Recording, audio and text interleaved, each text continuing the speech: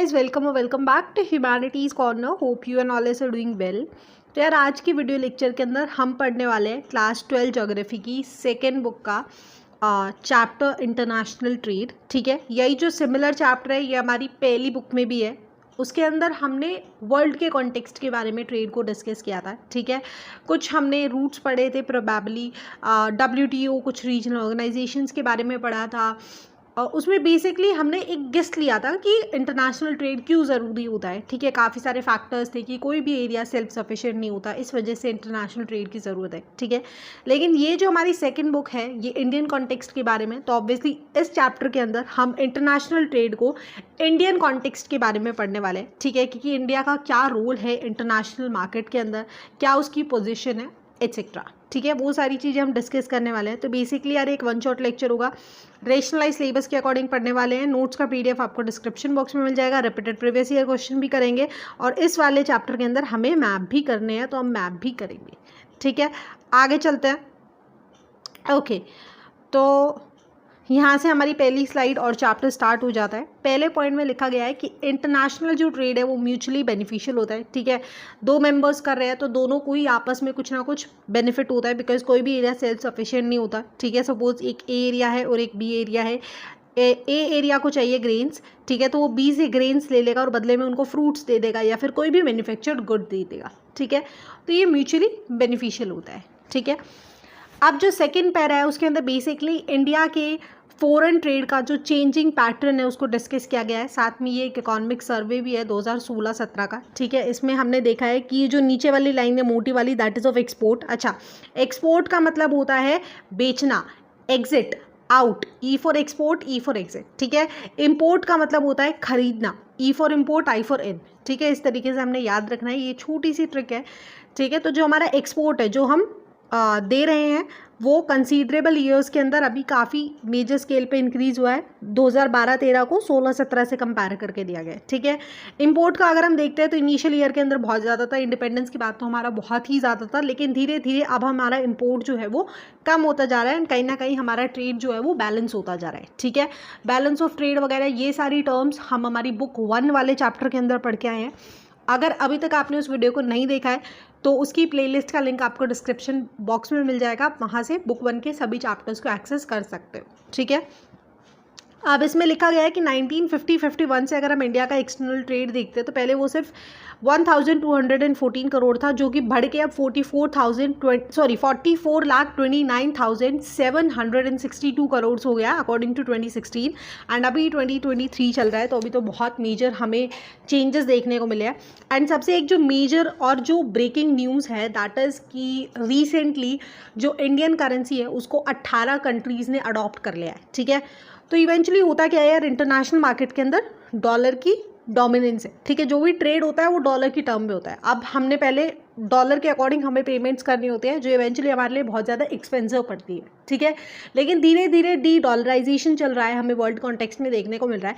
And ये एक बहुत ग्रेट न्यूज़ है कि UK और जर्मनी जैसी बड़ी कंट्रीज़ अब हमारे साथ रुपीज़ के अंदर ट्रेड करने वाली है। ठीक है, सो ये सारी चीज़ें हैं। तो इवेंचुअली हमारा जो ट्रेड का शेयर है या फिर जो भी इंडिया की करेंसी का जो अगर हम डोमिनेंस देखते हैं इंटरनेशनल मार्केट में, कहीं ना कहीं वो बहुत ज़्यादा इन्हांस हुआ है। ठीक है, अब ऐसे कौन से फैक्टर्स है रिस्पॉन्सिबल इस ट्रेड को इतना बेनिफिशियल कराने के लिए? पहला है momentum picked up by the manufacturing sector. ठीक है, पहले इंडिया एक एग्रीगेरियन इकॉनमी होती थी, लेकिन अब धीरे धीरे जैसे जैसे हम सेकेंडरी और स्पेसिफिकली टर्शरी और क्वाटनरी सेक्टर के अंदर डेवलपमेंट्स कर रहे हैं, इवेंचुअली हमारा इंटरनेशनल ट्रेड के अंदर जो शेयर है वो बढ़ता जा रहा है। ठीक है, बिकॉज हम बहुत सारे ऐसे मैन्युफैक्चर्ड गुड्स को डेवलपिंग या फिर डेवलप्ड कंट्रीज़ के अंदर इम्पोर्ट कर रहे हैं। ठीक है, जो हमें बेनिफिट देते हैं। सिमिलरली टर्शरी जो सर्विस सेक्टर है कि हमारे यहाँ से KPO या फिर BPO ये सब भी हम ट्रांसपोर्ट कम्युनिकेशन वाले चैप्टर्स में पढ़ के आ चुके हैं। ठीक है, तो अगर आपको टर्म समझ में नहीं आ रही है तो मेक श्योर कि आप पहले वाले चैप्टर्स देख के आए, उसके बाद आपको ये सारी चीज़ें समझ में आएगी।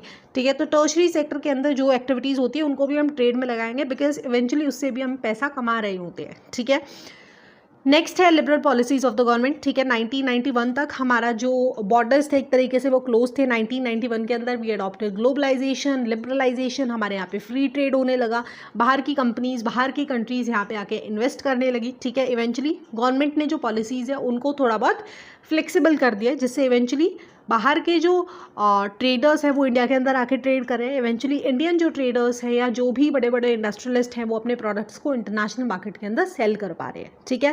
Third one is diversification of markets. ठीक है। तो पहले इंडिया को जब इंडिपेंडेंस मिली थी तो हम इतना ही गेहूँ उगाते थे, इवेंचुअली वही हमें सेल्फ सफिशिएंट नहीं पड़ पाता था। ठीक है। लेकिन धीरे धीरे जिस तरीके से हमने सेल्फ सफिशिएंसी को अडॉप्ट किया है, हमने अच्छे सीड्स, अच्छी वाटर सप्लाई, फर्टिलाइजर्स वगैरह को यूज़ करने लगे हैं, इवेंचुअली हमारी प्रोडक्शन बढ़ गई है। तो अब हम ट्रेडिशनल क्रॉप्स जो होती थी हमारी गेहूँ, बाजरा, चावल, इनको छोड़ के हम हॉर्टिकल्चर के अंदर बहुत अच्छा कर रहे हैं। हम बहुत डिफरेंट सॉर्ट ऑफ वेजिटेबल्स को उगा रहे हैं, अलग अलग तरीके के हम क्रॉप्स को उगा रहे हैं। तो हमारा जो डोमेन था या मार्जिन था वो बहुत ज़्यादा डाइवर्सिफाई हो गया है, जिससे इवेंचुअली हमारे और भी ज़्यादा ट्रेडिंग पार्टनर्स बन गए हैं। ठीक है।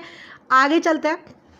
तो क्वेश्चन आया था 5 नंबर के अंदर, इंटरनेशनल ट्रेड म्यूचुअली बेनिफिशियल है, आपने बताना है क्यों।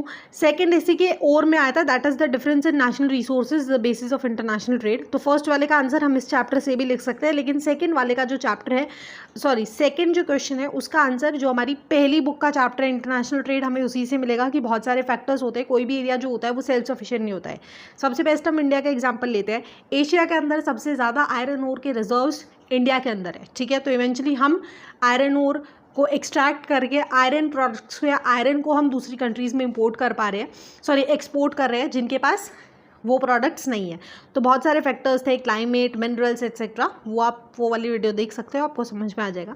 पहले वाले आंसर का अगर हम आंसर देते हैं तो हम लिख सकते हैं रीजनल स्पेशलाइजेशन। ठीक है। हमने पढ़ा कि कोई भी जो स्पेसिफिक एरिया है वो किसी ना किसी चीज़ के अंदर स्पेशलाइज करता है। For example India iron ore के अंदर स्पेशलाइज है। ठीक है। तो बाकी की जो कंट्रीज़ है वो हमसे आयरन ओर खरीद लेती है, आयरन खरीद लेती है। ठीक है। सेकेंड है हायर लेवल ऑफ प्रोडक्शन। अभी हमने पढ़ा कि पहले इंडिया एक एग्रीगेरियन इकोनॉमी थी, लेकिन जैसे जैसे हमारी प्रोडक्शन बढ़ती गई तो अब क्या करते हैं, जो हमारा सरप्लस होता है हम उसको बेच देते हैं। ठीक है।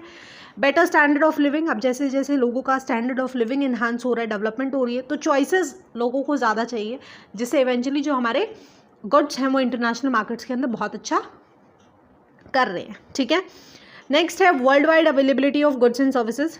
वही लिबरलाइजेशन हो गया, ग्लोबलाइजेशन हो गया, हम कहीं पे भी जाके अपना पैसा लगा सकते हैं, हम अपनी सर्विसेज को थ्रू आउट द वर्ल्ड कहीं पे भी जाके उसके बदले में पैसा कमा सकते हैं। ठीक है। Equalization of prices and wages. ठीक है। वेजेस और प्राइसेस नॉर्मली इक्वल हो गए हैं, तो लोग दूसरी कंट्रीज़ के अंदर भी जाना प्रेफर करते हैं, बिकॉज वहाँ पे वेजेस डॉलर की फॉर्म में मिलती है एक्सेट्रा। ये सब रीजंस भी हम इसमें डाल सकते हैं। नेक्स्ट है diffusion of knowledge and culture. ठीक है। सिर्फ ऐसा ही नहीं है कि प्रोडक्ट्स को ही के थ्रू ही हम इंटरनेशनल ट्रेड कर रहे हैं ना, जो हमारा टर्शरी सेक्टर उसके अंदर हम सर्विसेज दे रहे हैं। हमारे जो इंडियन सॉफ्टवेयर इंजीनियर्स हैं वो यहाँ से बैठे बैठे अमेरिकन फर्म्स के अंदर काम कर रहे होते हैं और अच्छा खासा पैसा कमा रहे होते हैं। ठीक है। तो ये वाली चीज़ हो गई। आगे चलते हैं। तो 5 नंबर में एक और क्वेश्चन आया था, मॉडर्न टाइम्स के अंदर इंटरनेशनल ट्रेड बेसिस है वर्ल्ड इकोनॉमी का, तो जितनी भी अच्छाइयाँ हम लिख सकते हैं या पिछले वाले पॉइंट्स को ही हम इसके अंदर दोहरा के लिख सकते हैं। ठीक है। और दोनों ही जो चैप्टर्स हैं उनके अंदर से अच्छे अच्छे पॉइंट्स निकाल के हम मर्ज करके भी आंसर को बना सकते हैं। ठीक है। जो बुक 1 में है और जो बुक 2 में है उससे भी। ठीक है। ठीक है। तो अब नेक्स्ट टॉपिक पे चलते हैं। तो हम पहले देखेंगे कि क्या पैटर्न रहा है इंडिया के एक्सपोर्ट का रिसेंट ईयर के अंदर, और फिर इंपोर्ट का पढ़ेंगे। एक्सपोर्ट अगेन बता रही हूँ, एक्सपोर्ट का मतलब है बेचना, एग्जिट, जो हमारी कंट्री से बाहर गया है। ठीक है। तो अगर रिसेंट ईयर के अंदर देखते हैं तो हमारा एग्रीकल्चर और अलाइड प्रोडक्ट्स का जो शेयर है वो डिक्लाइन हुआ है। ठीक है। यहाँ पे अगर ये ग्राफ यार समझ नहीं आ रहा हो, आई थिंक थोड़ी ब्लर इमेज है, तो आप अपनी बुक साथ में खोल के बैठ सकते हो, वो डिक्लाइन हुआ है। ठीक है। Compare to petroleum crude products का जो एक्सपोर्ट है वो ज़्यादा इन्हांस हुआ है। ठीक है। इसके अलावा जो शेयर ऑफ और मिनरल्स हैं या फिर मैन्युफैक्चरिंग गुड्स हैं वो लार्जली कांस्टेंट रहे हैं। ठीक है। इसके अलावा ट्रेडिशनल आइटम्स का जो हम पहले एक्सपोर्ट करते थे अब वो डिक्लाइन हो गया। हम पहले भी पढ़ के आए हैं कि जो ट्रेडिशनल क्रॉप्स थे, जैसे कि पहले हम कॉफ़ी, कैश्यूज़ को बहुत ज़्यादा एक्सपोर्ट करते थे, लेकिन अब उनको हम इतना ज़्यादा एक्सपोर्ट नहीं कर रहे हैं, रैदर हम हॉर्टिकल्चर प्रोडक्ट्स को, फ्रेश फ्रूट्स को, मेराइन प्रोडक्ट्स को और शुगर को एक्सपोर्ट कर रहे हैं। ठीक है। तो अब हम जो भी आज के टाइम की रीसेंट क्रॉप्स लोगों को ज़्यादा जो पसंद आती है या जिसकी मार्केट में ज़्यादा डिमांड है उसको हम ज़्यादा से ज़्यादा उगाते हैं एंड फिर उसको हम एक्सपोर्ट कर देते हैं। ठीक है। इसके अलावा manufacturing sector alone accounts for 73.16% of India's total value of export. ठीक है। इंजीनियरिंग गुड्स के अंदर भी हमें काफ़ी मेजर सिग्निफिकेंट ग्रोथ देखने को मिली है। ठीक है।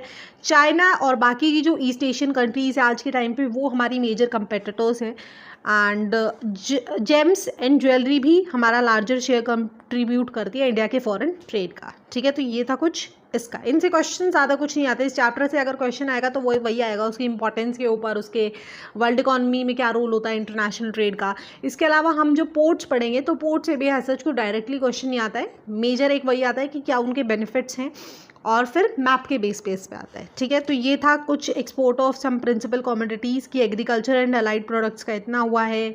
मैन्युफैक्चर्ड गुड्स का अगर हम देखते हैं दैट इज़ 13,63,232 करोड़ रुपीज़ का हमने ट्रेड किया है 2016-17 के अंदर। ठीक है, तो ये एक बेसिकली सर्वे के अकॉर्डिंग डेटा दिया हुआ है। ठीक है, so that was about export. अब अगर हम इंडिया के इम्पोर्ट का पैटर्न देखते हैं तो हम स्टार्ट करते हैं 1947 में हमें आज़ादी मिली थी। ठीक है, 1950-60s के पास हमारे पास बहुत मेजर फूड शॉर्टेज थी। ठीक है, बिकॉज हम सेल्फ सफिशिएंट नहीं थे, हमारे पास इतने रिसोर्सेज नहीं थे, पैसा नहीं था, टेक्नोलॉजी नहीं था।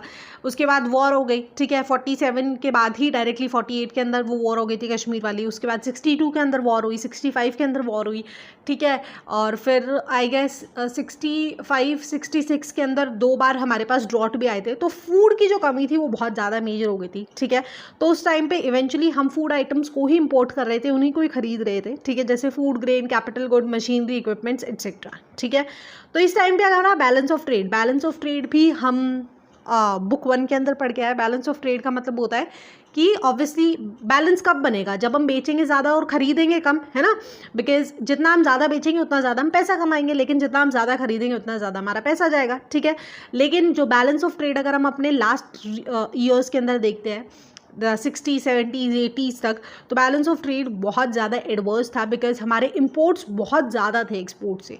ठीक है, हम बेच तो क्या ही रहे थे, कुछ था ही नहीं हमारे पास उस टाइम पे ऐसा कुछ बेचने के लिए, हम खरीदे ही जा रहे थे। ठीक है, तो इवेंचुअली हम डेब्ट्स के अंदर जा रहे थे, बहुत मेजर हमें लॉसेस हो रहे थे डिस्पाइट इम्पोर्ट सब्सटीट्यूशन। ठीक है, इम्पोर्ट सब्सटीट्यूशन समझा देती हूँ।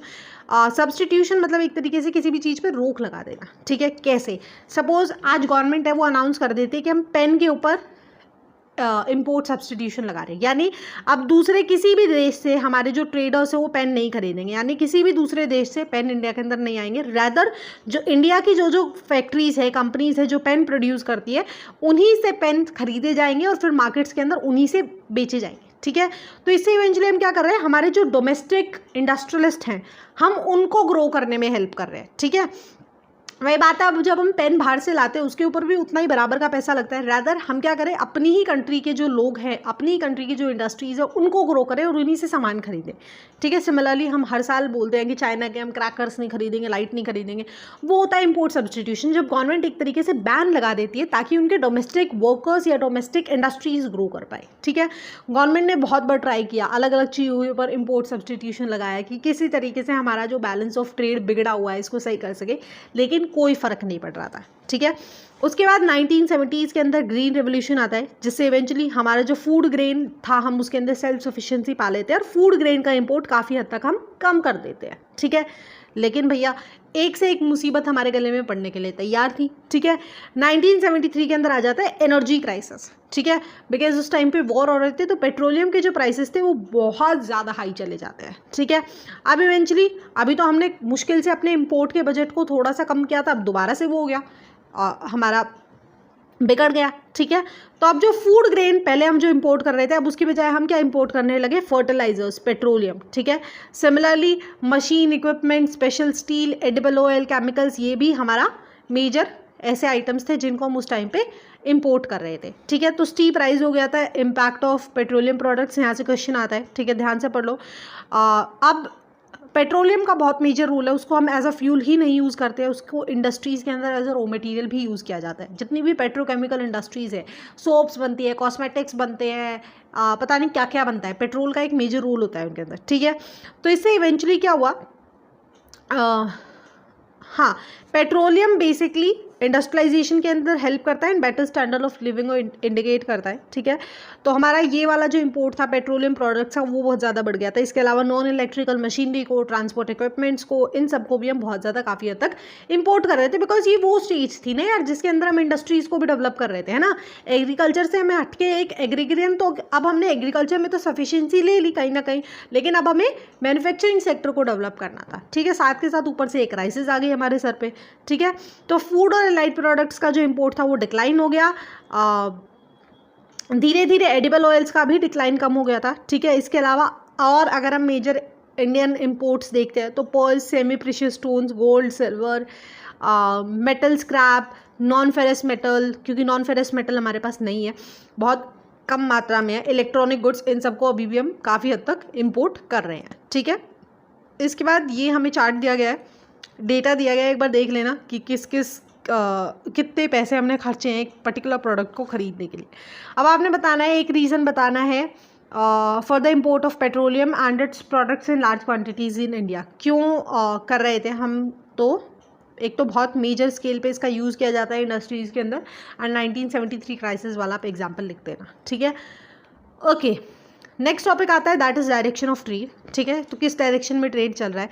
तो अगर हम बात करते हैं इंडिया के ट्रेड रिलेशंस, जितने भी मेजर डेवलप्ड कंट्रीज़ हैं उनके साथ काफ़ी अच्छे हैं, मेजर ट्रेडिंग ब्लॉक्स का भी हम हिस्सा है। ठीक है, इंडिया का बेसिक एम है कि अपने शेयर को, जो इंटरनेशनल ट्रेड के अंदर शेयर है, उसको डबल करना है अपकमिंग 5 ईयर्स के अंदर। ठीक है, इसके लिए हमने काफ़ी सारी सूटेबल मेजर्स को अडॉप्ट करना भी स्टार्ट कर दिया है, जैसे इम्पोर्ट लिबरलाइजेशन। ठीक है, हम ट्राई कर रहे हैं कि हम इंपोर्ट कम करें बाहर से ख़रीदने के बजाय, रैदर देन अपने डोमेस्टिक इंडस्ट्रियलिस्ट या फैक्ट्री से खरीदें। ठीक है, रिडक्शन इन इम्पोर्ट ड्यूटीज़ को काफ़ी हद तक कम किया गया है ताकि हम ट्रेड ज़्यादा कर सकें। ड्यूटीज़ एक तरीके से टैक्स होता है।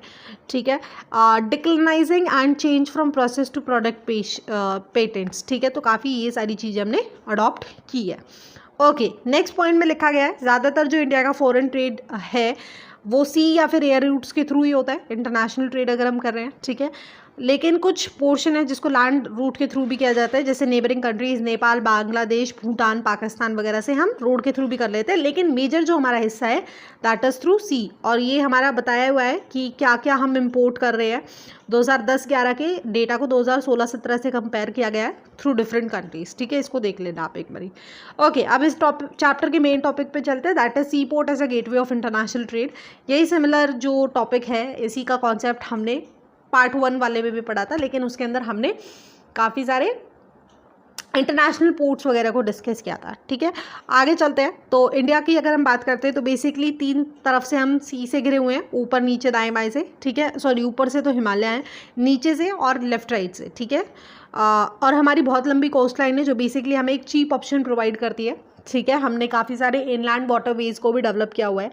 अब इंडिया की अगर हम बात करते हैं तो काफ़ी सारे पोर्ट्स डेवलप हैं। ठीक है, पोर्ट बेटा जो वर्ड है दैट इज़ पठान वर्ड से आया है। ठीक है, लेटिन तो नहीं है, I guess, I don't know क्या है, हाँ, पठान वर्ड से निकला है हमारा पोर्ट। ठीक है, तो नेक्स्ट पॉइंट में लिखा गया है कि इंडिया की वेस्टर्न कोस्ट जो हमारी वेस्ट साइड है उस पर ज़्यादा पोर्ट्स हैं कंपेयर टू ईस्ट कोस्ट। ठीक है, अब हमें काफ़ी सारी वेरिएशन देखने को मिलती है, size and quality of ports, कुछ बहुत बड़े हैं, कुछ बहुत छोटे हैं। ठीक है, प्रेजेंटली अगर हम बात करते हैं तो 12 मेजर पोर्ट्स हैं एंड 200 माइनर पोर्ट्स हैं। ठीक है, या फिर इंटरमीडिएट पोर्ट्स हैं। In case of major ports, central government उनकी पॉलिसीज़ और उनके फंक्शंस को रेगुलेट करती है, वो उनको मेंटेन कर रही होती है, लेकिन माइनर पोर्ट्स को हमारी स्टेट गवर्नमेंट ही रेगुलेट कर रही होती है। ठीक है, अब एक बेसिकली थोड़ा सा हिस्ट्री और बैकग्राउंड दिया हुआ है। ठीक है, कि किस तरीके से पोर्ट्स का डेवलपमेंट हुआ था। तो ब्रिटिशर्स ने पहले, मेजर जो हमारे पोर्ट्स थे वो ब्रिटिशर्स ने डेवलप किए थे। ठीक है, ताकि वो यहाँ से रॉ मटेरियल को लेके जा सके अपनी कंट्रीज़ के अंदर और वहाँ से मैन्युफैक्चर्ड गुड्स को प्रोसेस कर पाए। ठीक है, तो उन्होंने पोर्ट्स को as a suction point use किया कि यहाँ से सामान खींच के लेके गए, उधर ले गए। ठीक है, सक्शन एक तरीके से इसलिए बोला गया। उसके बाद धीरे धीरे रेलवे लाइन बहुत ज़्यादा विद इन कंट्री डेवलप हो गई, जो इवेंचुअली हमारी लोकल मार्केट्स को रीजनल मार्केट से लिंक कर रही थी, फिर रीजनल को नेशनल से, फिर नेशनल को इंटरनेशनल से। ठीक है, तो रेलवे का भी एक मेजर पॉइंट रहा है, बिकॉज पोर्ट्स तक सामान पहुँचाएगा कौन? वो रेलवे लाइन्स ही तो पहुँचाएंगी। ठीक है, लेकिन 1947 में हमें एक मेजर सेटबैक देखने को मिलता है, क्योंकि हमारे 2 पोर्ट्स, कराची पोर्ट हमारा पाकिस्तान के पास चला जाता है और चित्तौंगो पोर्ट हमारा ईस्ट पाकिस्तान, जो आज के टाइम का बांग्लादेश है, उसके पास चला जाता है। ठीक है, एंड उस टाइम पे इतने ज़्यादा पोर्ट्स डेवलप भी नहीं थे, तो एक तो है ही हमारे पास 5-7 पोर्ट, उसमें से भी 2 चले गए। ठीक है, बट फिर भी हमने इन सारी लॉसेस को कंपेंसेट करने के लिए धीरे धीरे हमने काफ़ी सारे पोर्ट्स को डेवलप किया, जैसे वेस्ट के ऊपर कंडला पोर्ट को, डायमंड हार्बर कोलकाता के आसपास, एंड आज के टाइम पे इंडिया के अंदर बहुत भरपूर मात्रा में पोर्ट्स हैं। ठीक है, एंड वो major large volume of goods को हैंडल कर रहे हैं। ठीक है, domestic as well as overseas trade को ओवरथ्रू कर रहे हैं। लुक आफ्टर कर रहे हैं। इसके अलावा ज़्यादातर जो है हमारे पोर्ट्स हैं वो मॉडर्न इंफ्रास्ट्रक्चर से इक्विप्ड है, ठीक है। अच्छी फैसिलिटीज़ वहाँ पे स्टोरेज की भी है, उन कंटेनर्स को शिप्स में ट्रांसफ़र करने की भी है, फिर फटाफट उस सामान को रेफ्रिजरेशन की फैसिलिटीज़, सारी चीज़ें मॉडर्न टेक्नोलॉजीज़ अवेलेबल है। पहले जो डेवलपमेंट था और मॉडर्नाइजेशन था वो गवर्नमेंट की रिस्पॉन्सिबिलिटी थी, लेकिन रिसेंट टाइम के अंदर हमें प्राइवेट एंटरप्रेन्योर्स देखने को मिल रहे हैं। सबसे बेस्ट एग्जाम्पल है अडानी जो है, उसने ऑलमोस्ट आई गेस 13 या 14 पोर्ट्स को डेवलप की है, ठीक है। वो कम्प्लीटली प्राइवेट पोर्ट्स हैं एंड वो अडानी ग्रुप्स ही हैंडल कर रहे होते हैं, ठीक है। एंड काफ़ी सारी केस स्टडीज़ आई है एंड रिसेंट में तो बहुत सी कंट्रोवर्सीज़ भी हुई थी, लेकिन आप एक बार यूट्यूब पे ज़रूर सर्च करना कि किस तरीके से प्राइवेटाइजेशन जो प्राइवेट पोर्ट्स हैं वो और भी ज़्यादा स्केल पे प्रोडक्ट्स को अच्छे तरीके से हैंडल कर पाते हैं, कोई भी डिलेज़ नहीं होती है एंड कंपेयर टू दीज जो हम अभी पोर्ट्स पढ़ने वाले हैं वहाँ पे फैसिलिटीज़ ज़्यादा है, ठीक है। तो ये हो गया। हाँ, और अडानी ग्रुप ने अभी रिसेंटली जनवरी में ही एक पोर्ट इजराइल के अंदर भी खरीदा है, या फिर उसके आई डोंट नो कुछ शेयर खरीदे हैं, तो वो भी हमारे लिए इंटरनेशनल ट्रेड के अंदर एक मेजर रोल प्ले करता है, ठीक है। सिर्फ गवर्नमेंट ही नहीं है, जो हमारे बड़े बड़े इंडस्ट्रियलिस्ट है या बिजनेसमैन है, उनकी जो भी एक तरीके से इन्वेस्टमेंट होती है वो भी बहुत मेजर रोल प्ले करती है हमारे इंटरनेशनल ट्रेड के लिए, ठीक है, बिकॉज उससे एक्सेस कर पाना ईजी हो जाता है, ठीक है। आगे चलते हैं। तो इंडियन पोर्ट्स की कैपेसिटी पहले 1951 में जो 20 बिलियन टन्स हुआ करती थी वो बढ़ करके 837 मिलियन टन्स हो गई 2016 के अकॉर्डिंग, ठीक है। अभी तो और भी ज़्यादा बढ़ गई होगी। तो यहाँ तक एक बेसिक इंट्रोडक्शन था। अब हम सारे पोर्ट्स को वन बाय वन पढ़ने वाले हैं। उससे पहले एक बहुत इंपॉर्टेंट टर्म है हिंटरलैंड। हिंटरलैंड है लैंड बिहाइंड द सी, मतलब अंदर की तरफ एक तरीके से, ठीक है। अब यार जो कोई भी पोर्ट होता है, सपोज कोलकाता के अंदर जो हमारा पोर्ट है या फिर मुंबई जो पोर्ट है, वो ऐसा नहीं है कि सिर्फ उसी स्टेट को सर्व करेगा, आसपास के बहुत सारे एरियाज़ को सर्व करता है। एरियाज़ को ही नहीं, डिफरेंट कंट्रीज़ को भी सर्व करता है, ठीक है। ऐसे भी पोर्ट्स हैं जहाँ पे दूसरी कंट्रीज़ का सामान आता है यहाँ से, फिर वो वहाँ तक जाता है अपनी कंट्री के अंदर, ठीक है। तो उसको बेसिकली हम हिंटरलैंड बोलते हैं, ठीक है। तो जो डेमोक्रेशन है, जो बाउंड्री है किसी भी हिंटरलैंड एक पोर्ट की, वो फिक्स नहीं है, ठीक है। काफ़ी बार एक हिंटरलैंड ऑफ वन पार्ट में ओवरलैप, बिकॉज बहुत सारे पोर्ट्स एक साथ लाई कर रहे होते हैं, पास पास होते हैं, तो इवेंचुअली वो उनको सर्व कर रहा होता है। इंटरलैंड हम बोल सकते हैं एक तरीके से कहाँ तक कि उसकी इन्फ्लुएंस है, किस किस एरिया को वो कवर कर पा रहा है, सर्विसेज प्रोवाइड कर पा रहे हैं। तो 2020 में सैम्पल पेपर में क्वेश्चन आया था 3 नंबर में, chief gateways of the world of international trade are the harbours and ports. आपने इसको जस्टिफाई करना है, तो हम अभी लंबा चौड़ा पढ़ के आए हैं, उसको हम ईजिली लिख सकते हैं।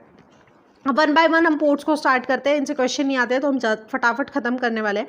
पहला यार हमारा कंडला पोर्ट। कंडला पोर्ट हमारा गुजरात के अंदर है, ठीक है, गल्फ ऑफ कच्छ के ऊपर है। अब इसको as a major port develop किया गया था ताकि ये वेस्टर्न या नॉर्थ वेस्टर्न पार्ट्स की जो भी नीड्स है उनको फुलफिल कर पाए, एंड स्पेशली जो मुंबई पोर्ट सबसे बड़ा पोर्ट है उसके प्रेशर को रिड्यूस कर पाए कहीं ना कहीं, ठीक है। अब इसको इस तरीके से डिज़ाइन किया गया है कि यहाँ पे हम लार्ज क्वांटिटी का पेट्रोलियम प्रोडक्ट्स एंड फर्टिलाइजर्स को रिसीव करते हैं, ठीक है। इसका एक ऑफशोर टर्मिनल भी है वादीनार के ऊपर, जो बेसिकली डेवलप किया गया था कंडला पोर्ट के प्रेशर को रिड्यूस करने के लिए, ठीक है। सेकेंड है मुंबई पोर्ट भैया, ये हमारा नेचुरल हार्बर है एंड ये लार्जेस्ट या बिगेस्ट पोर्ट है हमारी कंट्री का, ठीक है। इसके अलावा यहाँ से middle east, Mediterranean countries, north Africa, north America, Europe easily cover up किए जा सकते हैं, लिंक किए जा सकते हैं। तो यहाँ से मेजर हमारा ट्रेड होता है। 20 किलोमीटर लंबा है, 6 से 10 किलोमीटर चौड़ा है और इसके अंदर 54 बर्थ्स है, ठीक है। यहाँ पे हमारी कंट्री का लार्जेस्ट ऑयल टर्मिनल भी है, ठीक है। मेन हिंटरलैंड्स इसके हो गए MP, महाराष्ट्र, गुजरात, UP, राजस्थान, ठीक है।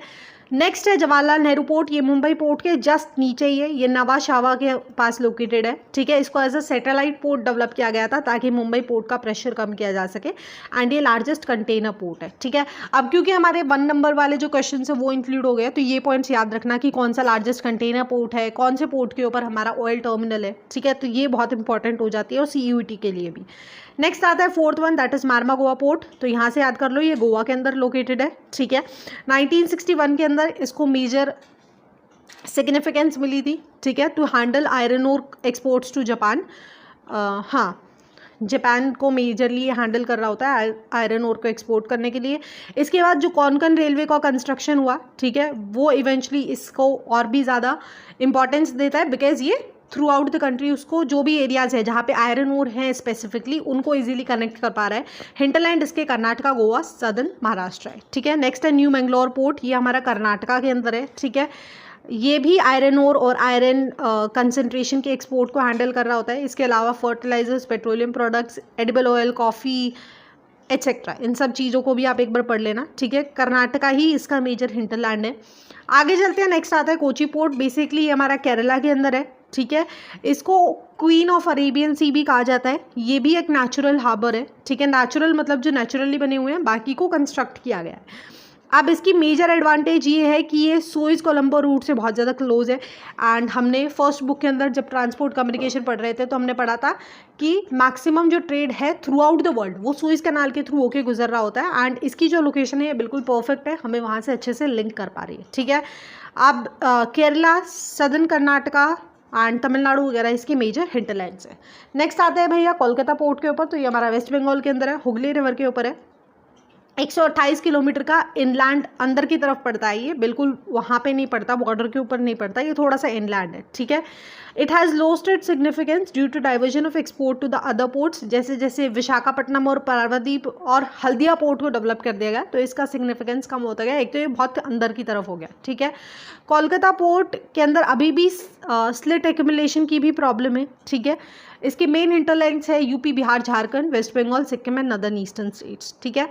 इसके अलावा ये नेपाल और भूटान जैसे लैंडलॉक्ड कंट्रीज, बिकॉज नेपाल और भूटान के पास कोस्टल लाइन नहीं है, ठीक है, उनको भी फैसिलिटीज़ यहाँ के थ्रू प्रोवाइड की जाती है। नेक्स्ट आता है हल्दिया पोर्ट। अगैन ये हमारा वेस्ट बंगाल के अंदर है, ठीक है। 105 किलोमीटर है डाउन स्ट्रीम फ्रॉम कोलकाता। अब बेसिकली इसको कंस्ट्रक्ट किया गया था to reduce the congestion at the Kolkata port, ठीक है। ये बल्क कार्गो हैंडल करता है हमारा आयरन ओर का, कोल, पेट्रोलियम, जो भी मेजर प्रोडक्ट्स हम एक्सपोर्ट कर रहे होते हैं, ठीक है। 9th है हमारा प्रवदीप पोर्ट। प्रवदीप पोर्ट आई गेस हमारा उड़ीसा के अंदर है, हाँ उड़ीसा में है। तो बेसिकली ये डीपेस्ट हार्बर है, ठीक है। इसको स्पेशली डिज़ाइन किया गया था to handle very large vessel, ठीक है। इसको डेवलप किया गया था mainly large scale iron ore export को हैंडल करने के लिए। मेन हिंटरलैंड इसके उड़ीसा, छत्तीसगढ़ एंड झारखंड है। विशाखापट्टनम पोर्ट की अगर हम बात करते हैं, आंध्र प्रदेश के अंदर है। ये एक लैंडलॉक हार्बर है, क्वेश्चन आया था इससे, ठीक है। आउटर हार्बर भी है इसके पास में, ये अंदर की तरफ है, ठीक है। बाहर की तरफ भी इसका एक मेजर हार्बर या कुछ पॉइंट बना हुआ है जो आयरन और पेट्रोलियम को हैंडल करता है। आंध्र प्रदेश और तेलंगाना इसकी मेन हिंटरलैंड है। नेक्स्ट आता है चेन्नई पोर्ट। ये हमारा तमिलनाडु के अंदर है, ओल्डेस्ट पोर्ट है हमारा ईस्टर्न कोस्ट के ऊपर। आर्टिफिशियल पोर्ट है, इसको कंस्ट्रक्ट किया गया था 1859 के अंदर। बड़ी शिप्स के लिए ज़्यादा सूटेबल नहीं है बिकॉज इसका जो वाटर एंड है वो बहुत ज़्यादा शैलो है, ठीक है, भीड़ा है एक तरीके से, इसीलिए बड़ी शिप्स यहाँ पे इजीली नहीं आ पाती है। हिंटरलैंड इसके तमिलनाडु एंड पौंडीचेरी है, ठीक है। क्वेश्चन आया था कि कौन सा इनमें से लैंडलॉक्ड हार्बर है। ऑप्शन था विशाखा, मुंबई, इन्नौर, हल्दिया। तो right answer is option number A, Visakhapatnam, ठीक है। 12th है इन्नौर पोर्ट। ये न्यूली डेवलप्ड पोर्ट है, रिसेंट ईयर्स के अंदर डेवलप किया गया है तमिलनाडु के अंदर, ठीक है। एंड बेसिकली इसको चेन्नई पोर्ट के प्रेशर को कम करने के लिए डेवलप किया गया था। नेक्स्ट है ट्यूटिकोरिन पोर्ट। ये भी हमारा तमिलनाडु में 3 पोर्ट्स है बच्चे, ढंग से याद रखना, अभी हम मैप करेंगे जब देखेंगे, ठीक है। चेन्नई पोर्ट के प्रेशर को कम करने के लिए बनाया गया था एंड ये प्रोडक्ट्स को ये हैंडल करता है, ठीक है। लास्ट टॉपिक पे आते हैं इस चैप्टर के, दैट इज एयरपोर्ट्स। एयरपोर्ट्स के बारे में हमने इस चैप्टर में ज़्यादा नहीं पढ़ना है, हम पार्ट 1 में ऑलरेडी पढ़ाए हैं। बस 2-3 पॉइंट्स लिखे हुए कि एयर ट्रांसपोर्ट बहुत इंपॉर्टेंट रोल प्ले करता है इंटरनेशनल ट्रेड में, और हमने ट्रेड कम्युनिकेशन के अंदर भी दोनों बुक्स में पढ़ा है, ठीक है। तो काफ़ी बार हम एयरपोर्ट को डिस्कस कर चुके हैं ऑलरेडी। एडवांटेज यही है कि ये कम से कम टाइम लेता है पर्शिएबल गुड्स को दूर दराज के एरिया के अंदर ट्रैवल करने के लिए, ट्रांसफ़र करने के लिए। डिसएडवांटेज ये है कि कॉस्टली है, ठीक है, एंड बहुत ज़्यादा हेवी या बल्कि कमोडिटीज़ को कैरी नहीं कर सकता है, ठीक है। 25 मेजर एयरपोर्ट्स है जो इंडिया के अंदर एज ऑफ नाउ फंक्शन कर रहे हैं, उनके नाम इधर लिखे गए हैं, अभी हम मैप पे करेंगे जब देख लेंगे।